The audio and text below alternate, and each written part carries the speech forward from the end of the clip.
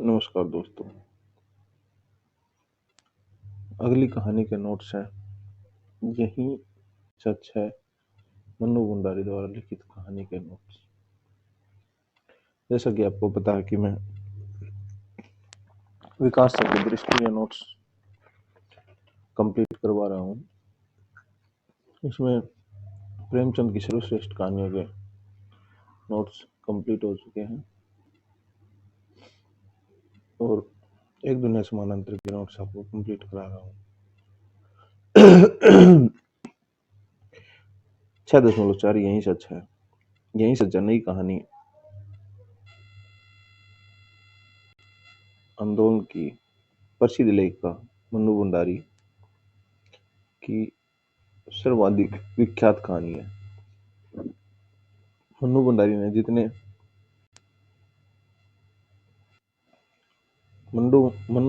जितने pan page से महाबोध जैसी रचनाओं में अपने समय के राजनीतिक सामाजिक सच को उभारा है, उतनी ही गहराई से आपकी बेटी जैसे उपन्यासों और यही सच है जैसी कहानियों में शहरी मध्यम वर्ग के जीवन के पारिवारिक संबंधों की टूटन को भी उठाया है।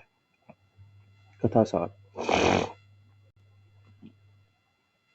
यही सच है दीपा नामक लड़की के जीवन की कहानी है, जो अपनी डायरी के कुछ पृष्ठों के रूप में प्रस्तुत की गई है। दीपा अपने माता पिता के साथ पटना में थी जब उसे निशित से प्रेम हुआ। 18 वर्ष की उम्र में किया गया यह रोमानी प्रेम उसके जीवन का आधार था, किंतु अंततः निशित ने उसे ठुकरा दिया। इस दौरान उसके पिता की मृत्यु हो गई और भाई भाभी ने उसकी जिम्मेदारी उठाने से मना कर दिया। दीपा अकेली होकर कानपुर आ गई, अनुसंधान कार्य में जुट गई। यहीं उसकी मुलाकात संजय से हुई और परिचय धीरे धीरे गहरे प्रेम के स्तर पर पहुंचा। यह निशित से घृणा करने लगी। इसी बीच एक इंटरव्यू के लिए कलकत्ता से उसके पास बुलावा आया। कुछ कारणों से संजय उसके साथ नहीं जा सका। दीपा को अकेले ही जाना पड़ा। वहां उसे संयोग से निशित मिला और उसने इंटरव्यू में दीपा के सफलता के लिए एक एडी से चोटी तक का जोर लगा दिया।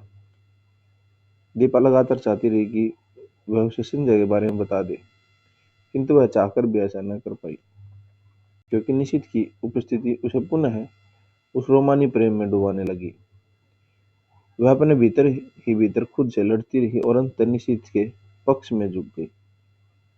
रेलगाड़ी से लौटते समय जब निशित ने अपने हाथ पर हाथ रख दिया निशित ने उसके हाथ पर अपना हाथ रख दिया तो उसे लगा कि यह निशित का प्रेम प्रस्ताव है। कानपुर पहुंचते ही निशित को पत्र लिखा, जिसका भाव यह था कि वह निशित के साथ ही जीवन जीना चाहती है। 4 दिन बाद निशित का जवाब आया, जिसमें उसने इस संबंध का जिक्र तक नहीं किया। इस रूखी और ठंडी प्रतिक्रिया से दीपा फिर अचानक असुरक्षित सी हो उठी। तभी वहां संजय पहुंचा और दीपा भावुक होकर उससे लिपट गई। अब उसे लगा कि निशित सिर्फ एक प्रेम भ्रम था, वास्तविक सच संजय ही है। संवेदना पक्ष यही सच्चा कहानी की केंद्रीय संवेदना इस शीर्षक से कुछ स्पष्ट होती है, किंतु लेखिका के अनुसार सच क्या है, इसकी कई व्याख्याओं की संभावना कहानी में छिपी है। दरअसल कहानी में कई प्रकार के मानसिक द्वंद्व दिखते हैं। उन्हीं के प्रेक्षक से तय किया जा सकता है कि यही सच है का सच क्या है।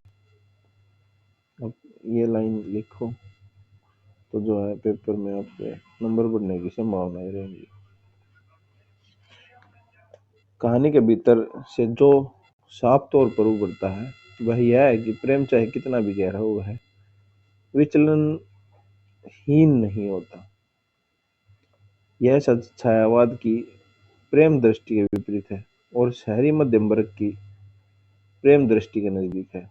कहानी में यदि दीपा की कुछ मन स्थिति को कर्मिक रूप में देखे तो नजर साफ आता है कि गहरी प्रतिबद्धता भी एक पुराने किंतु गहरे संबंध के सामने कैसे बिखरने लगती है।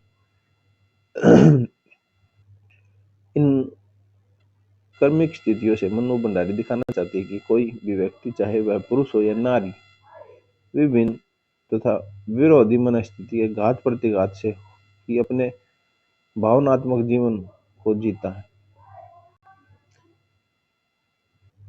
जो लोग सोचते हैं कि प्रेम का व्यक्ति का प्रेम अटूट और विचलनहीन होता है, वे सच से बहुत दूर हैं। दीपा की कुछ कर्मिक मनस्थितियां दृष्ट वह है जो इस तीखे सच को उभारती। एक, विश्वास करो संजय, तुम्हारा मेरा प्यार ही सच है। निशित का प्यार तो मात्र छल था, भ्रम था, झूठ था। नंबर 2, मैं उसे अर्थात निशित को बता दूंगी कि जल्दी ही मैं संजय से विवाह करने वाली हूँ। यही बता दूंगी कि मैं पिछला सब कुछ भूल चुकी हूँ और यही बता दूंगी कि मैं उससे करना करती हूँ और इस जिंदगी में कभी कभी भी माफ नहीं कर सकती। यह सब सोचने के साथ साथ जाने क्यों मेरे मन में भी यह बात उठ रही है कि 3 साल हो गए अभी तक निशित ने विवाह क्यों नहीं किया। क्यों ना करे, मुझे क्या। मैं जानती हूँ कि निशित बगल में बैठा हो जब निशित बगल में बैठा हो उस समय ऐसी इच्छा करना या ऐसी बात सोचना भी कितना अनुचित है, पर मैं क्या करूँ। जितनी द्रुत गति से टैक्सी चली जा रही है, मुझे लगता है कि उतनी ही द्रुत गति से मैं भी वही जा रही हूँ, अनुचित अवांछित दिशाओं की ओर। बार बार मेरा मन करता है कि क्यों नहीं निशित मेरा हाथ पकड़ लेता है, क्यों नहीं मेरे कंधे पर हाथ रख देता है। मैं जरा भी बुरा नहीं मानूंगी, जरा भी नहीं, पर वह कुछ नहीं करता। एक और सेंटेंस है, बड़ी कातर, करुण और याचना भरी दृष्टि से मैं उसे देखती हूँ, मानो कह रही हूँ कि तुम कह क्यों नहीं देते निशित कि आज भी तुम मुझसे प्यार करते। इतना सब हो जाने के बाद भी शायद मैं तुम्हें प्यार करती हूँ, शायद नहीं, सचमुच ही मैं तुम्हें प्यार करती हूँ, ये खुद ब खुद सोच रही है। वह गाड़ी के साथ कदम आगे बढ़ाता है, मेरे हाथ पर धीरे से अपना हाथ रख देता है। मेरा रोम रोम सिहर उठता है। विश्वास करो, यदि तुम मेरे हो तो मैं भी तुम्हारी हूँ, केवल तुम्हारी, एकमात्र तुम्हारी। यह स्पर्श, यह सुख, यह क्षण ही सत्य है, बाकी सब झूठ है। यही सच्चाई में मन्नू भंडारी ने कई प्रश्नों को उठाया है। इनमें से एक प्रश्न यह है कि जीवन की रोमानी भावनाओं और जीवन की सुरक्षाओं में किसका कितना महत्व है। दीपा को सुरक्षा संजय से मिलती है, किंतु प्रेम की जो पुलक उसे निशित के प्रति महसूस होती है वह संजय के साथ नहीं। कहानी के अंत में वह संजय के सामने बिखरने लगती है, जिसका अर्थ कई विद्वान यह लेते हैं कि जीवन की सुरक्षाएं रोमानियत से ज्यादा बढ़कर है। किंतु कहानी के कुछ वाक्यों को देखे तो प्रतीत होता है कि इसमें भावना मूलक प्रेम को वरीयता दी गई है, बशर्ते वह उपलब्ध हो सकता हो। निम्नांकित 2 वाक्य में प्रेम की दोनों स्थितियों की तुलना दिखाई पड़ती है। मेरे सामने पटना में गुजारी सुहानी संध्या और चांदनी रातों के वे चित्र उभर आते हैं जो घंटों समीप बैठे मौन भाव से एक दूसरे को निहारा करते थे। बिना स्पर्श किए भी जाने कैसी मादकता तन मन को विभोर किए रहती थी, जाने कैसी तन्मयता में हम डूबे रहते थे। एक विचित्र सी स्वप्निल दुनिया में निशित के साथ प्रेम के क्षणों की अनुभूति। चांदनी रात में किसी निर्जन स्थान में पेड़ तले बैठकर भी मैं अपनी थीसिस की बात करती हूँ, या वह अपने ऑफिस के मित्रों की बातें करता है, या हम किसी और विषय पर बात करने लगते हैं। पर इस सब का यह मतलब तो नहीं कि हम प्रेम नहीं करते। संजय के साथ प्रेम की स्थिति इन भावों के साथ साथ कहानी कुछ और भावों को भी छूती हुई चलती है, जो मन्नू भंडारी की मनोविज्ञान की सूक्ष्म पकड़ पर आधारित है। उदाहरण के लिए कहानी में एक भाव यह भी नजर आता है कि प्रेम और घृणा जैसे भाव जितने विरोधी प्रतीत होते हैं उतने है ही नहीं। ऐसा हो सकता है कि एक ही व्यक्ति सिर्फ कुछ क्षणों के अंतराल पर घृणा और प्रेम दोनों का पात्र बन जाए। यह अन्य भाव यह भी है कि पुरुष और नारी के मनोविज्ञान में कितना अंतर होता है। 3 वर्षों के अलगाव के बाद साथ गुजरे हुए कुछ क्षणों की स्मृतियां जहां नारी के भावनात्मक जीवन में तूफान ला देती है, वहीं पुरुष उनसे तटस्थ और निर्विकार रह जाता है। इस अर्थ में यह नारी पुरुष की भाव क्षमताओं के अंतर को उभारने वाली कहानी भी है। शिल्प पक्ष। यह कहानी शिल्प की दृष्टि कुछ विशेष प्रयोगों के कारण अत्यंत चर्चित रही है। इसकी सबसे बड़ी विशेषता यह डायरी शैली का प्रयोग। नई कहानी की प्रयोगशील प्रवृत्ति में एक यह भी थी कि डायरी के ढांचे में कहानी लिखी गई। यह कहानी वस्तुतः दीपा की डायरी के कुछ पन्नों का संकलन मात्र है, जो क्रमशः कानपुर, कलकत्ता, फिर कानपुर में लिखे गए। इसलिए स्वाभाविक तौर पर यह कहानी उत्तम पुरुष शैली में रचित है और प्रमुख चरित्र दीपा मैं के रूप में उपस्थित है। डायरी शैली का एक विशेष लाभ इसकी चरित्र योजना में दिखाई पड़ता है।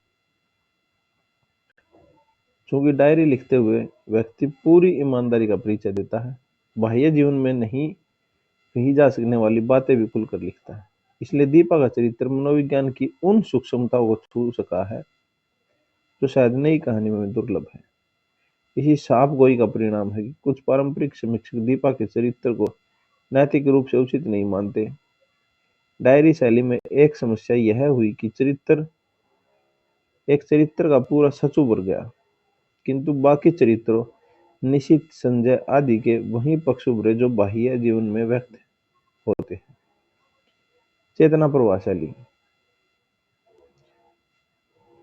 चेतना प्रभावशाली का सुंदर प्रयोग इस कहानी की अन्यतम विशेषताओं में से एक है। कैसे दीपा की चेतना में क्षणिक परिवर्तन आते रहते हैं, यह दिखाने के लिए इससे बेहतर शैली हो भी नहीं सकती। उसका नीली साड़ी पहनने का प्रसंग और टैक्सी में बैठे समय उनकी मन स्थितियां, ये दोनों प्रसंग चेतना प्रभावशाली की दृष्टि से अनूठे हैं। जहां तक शेष शिल्पगत तत्वों का प्रश्न है, वे नई कहानी की प्रतिनिधि विशेषताओं से मिलते जुलते हैं। इसकी भाषा सघन अनुभूति प्रधान भाषा है। घटनाओं और वर्णनों की कमी तथा चिंतन मनन विश्लेषण की अधिकता ने कथानकों के विन्यास को तोड़ा है, जो अन्य नई कहानियों की भी विशेषता है। चरित्र योजना की खासियत यह है कि दीपा के चेतन और अवचेतन मन में निरंतर चलने वाले द्वंद्व को उभारा गया है, जो मेरा दुश्मन तथा कई अन्य नई कहानियों में दृष्टिगोचर होता है। अगली कहानी आपको मछलियां के नोट्स करवाए जाएंगे। तब तक के लिए चैनल को सब्सक्राइब कर लो और बेल आइकन को जरूर दबाएं। धन्यवाद।